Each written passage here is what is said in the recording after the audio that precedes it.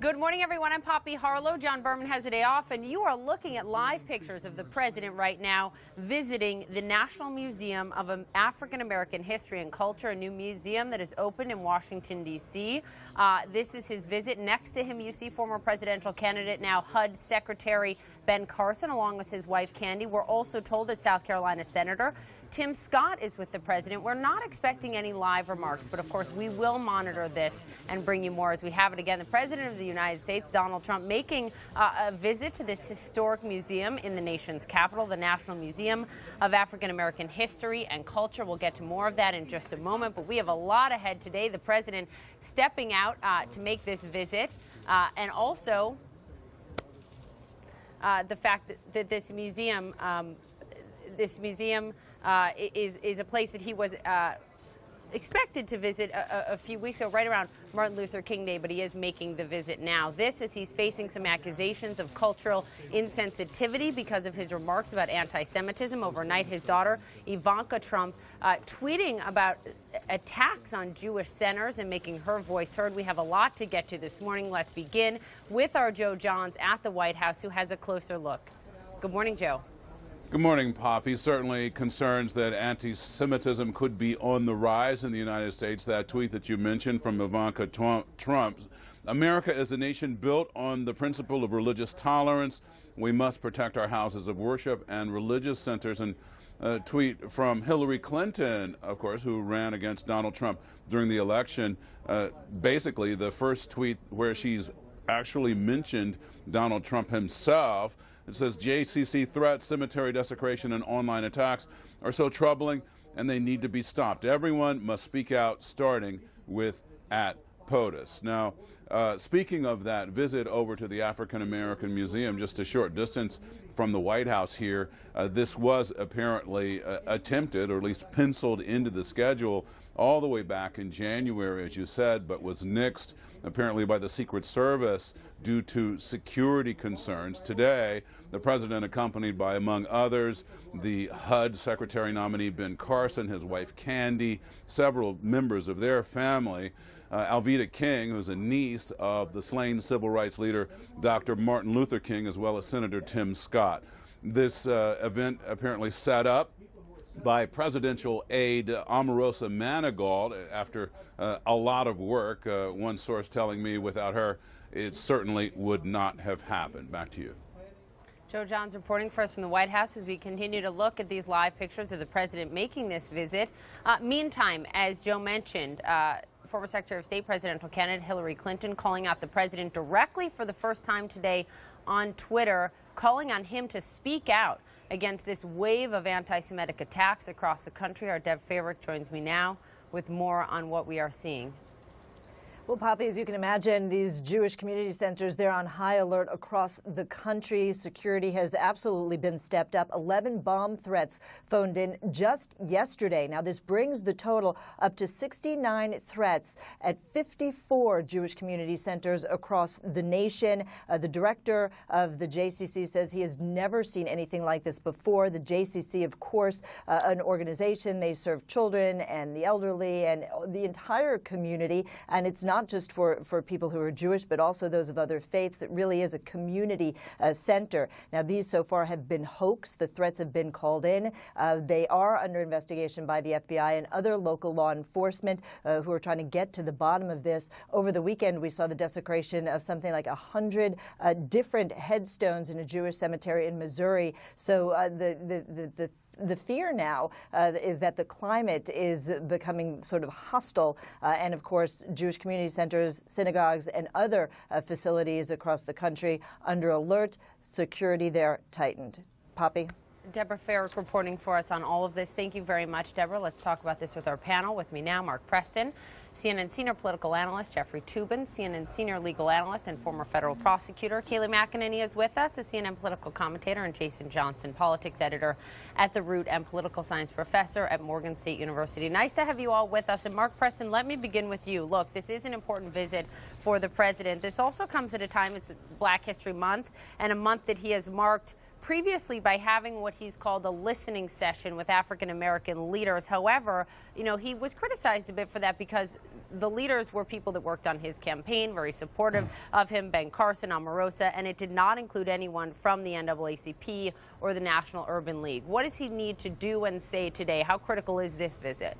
I think it's very important. You know, this is something we heard from Donald Trump throughout the campaign, where he was going to reach out to the African American community, but he did so in such an inartful way. He would say things like, such as, "What the hell do you have to lose?" when he was speaking directly to African American voters right before the election, meaning, why don't you just vote for me because the Democrats haven't done anything for you? Whenever he spoke about the issue, he primarily spoke about the need to rebuild communities, but he did so in front of all white audiences, which was certainly not the venue to do so. You know, this is very important for Donald Trump, but it's actually very easy for Donald Trump, I think, in many ways, to go out and try to reach out to the African American community. He is going to be criticized by them, no doubt about that. We saw what he did last week when he called on April Ryan, who is a reporter, a longtime White House reporter, a good friend of mine, who happens to be African American. She asked a question about the Congressional Black Caucus. He said to her, "Hey, you know, can you set up that meeting?" Which a lot of people took to mean that all black people know each other. So Donald Trump steps over his words. I think that he could do a better job of reaching out to these communities. You bring up an important point about what he said on the campaign trail a lot. Let's just listen to the times that he was speaking at these big rallies, saying, "This is my message for African Americans who are underserved," he argues, by this economy. Let's play it.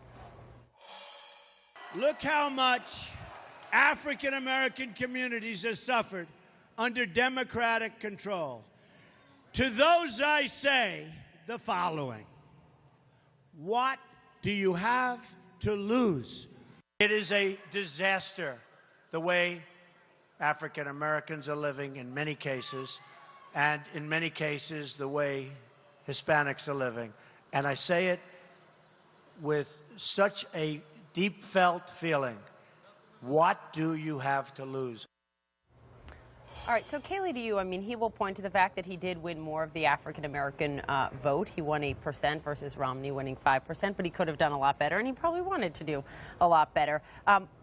What is it, though, that you want to see from this president, to those who Mark points to who call this disingenuous? I mean, he made a lot of those remarks at largely all white crowds. What does he need to do? I think fix the inner cities, which was his vow to folks who have been stuck in a system that has been failing them for years. And I think that starts with school choice. Betsy DeVos was a great selection.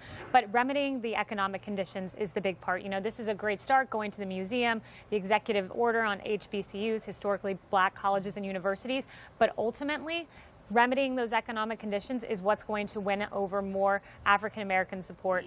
You know, to Kayleigh's point, Jason, to you, when I was spending time in Cleveland, Ohio, in a district where Mitt Romney didn't win a single vote, one of the Trump supporters there, an African-American woman, told me he needs to have a town hall in inner city Cleveland. He needs to come here. And we spoke with her recently, and she was, you know, somewhat happy with the president's performance, but also disappointed that she hasn't seen that focus yet.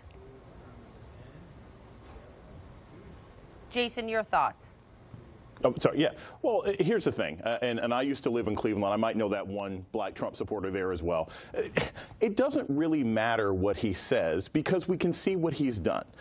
Donald Trump can go to every single museum. He can go to every single cookout. He can go to every single junior high Black History Month pageant that he wants to. But he still has Steve Bannon as his senior advisor. Steve Bannon, who supports white nationalist groups. Steve Bannon, who runs Breitbart. He still has Jeff Sessions as his attorney general. So it doesn't matter what Donald Trump says, it matters what he does policy-wise. And until he demonstrates that he has an interest in pushing through policies that would actually be beneficial to the black community, all this is just window dressing, and that's how most people are going to respond to it. So, Jeff Toobin, to you, Jason just brings up Attorney General Jeff Sessions, who you know, running the Justice Department now, is in charge of things like investigating police departments for discrimination against minorities, for abuse of police power when it comes to minority groups.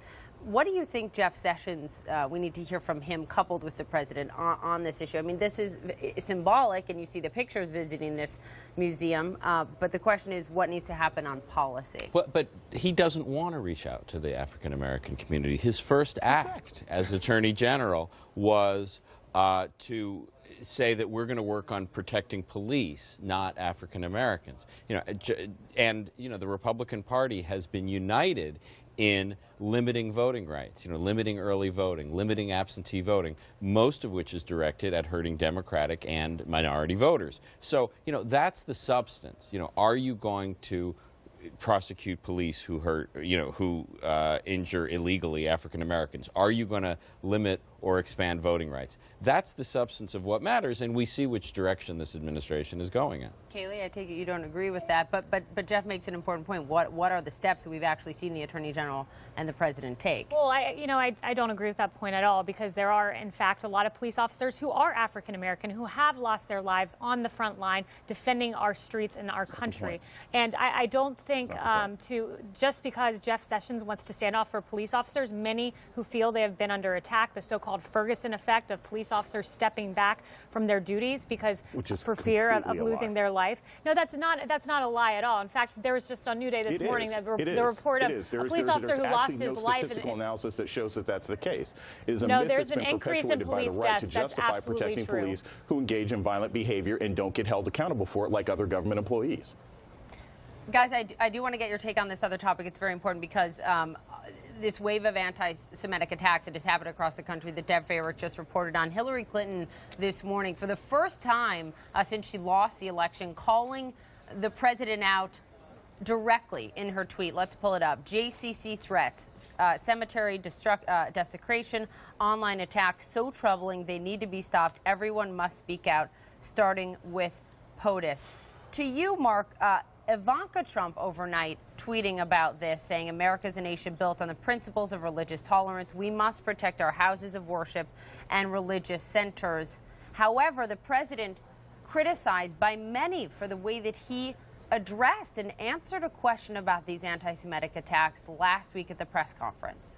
Right, so let me answer this two ways. One is we talk, when we're talking about control and influence within the White House, we talk about Ivanka Trump, we talk about her husband Jared, who both happen to be Orthodox Jews and whose children are Jewish. In the same vein, though, we talk about when Donald Trump doesn't come out and speak out forcefully enough about an issue such as this. We did see the White House put out a statement. It was through a spokesperson. What I think happens is that Donald Trump gets challenged. And when he gets challenged, he doesn't like to be told what to do. And when he's told what to do, he doesn't say anything. And that's what I think you're seeing here. Now, I could be wrong and people could disagree with me, but I do think that Donald Trump doesn't like being told what to do. But I do think it's hard to say that he's anti-Semitic or whatever when, in fact, his closest child to him happens to be Jewish. Well, and the way he answered the question was, I'm the least racist person, et cetera, et cetera. Which is ridiculous. But he didn't address the substance of the issue. Just Jeff Toobin put a button on it for us on what the president could do legally or something substantively that you think that he could do to show not only are these attacks not okay, but here's what we as an administration are going to do to stop them. Just about the most significant resource any president has is his or her own time. And he could show up. He could go to a community center. Right. I was just in Boca Raton at a JCC, and you should see the security at this place. I mean, it's quite amazing. And, he can show up. Time. All right, guys, stay with me. We got to get a break, and we have a lot ahead this hour. Mark Preston, Jeffrey Toobin, Jason Johnson, Kayleigh McEnany still ahead for us this morning.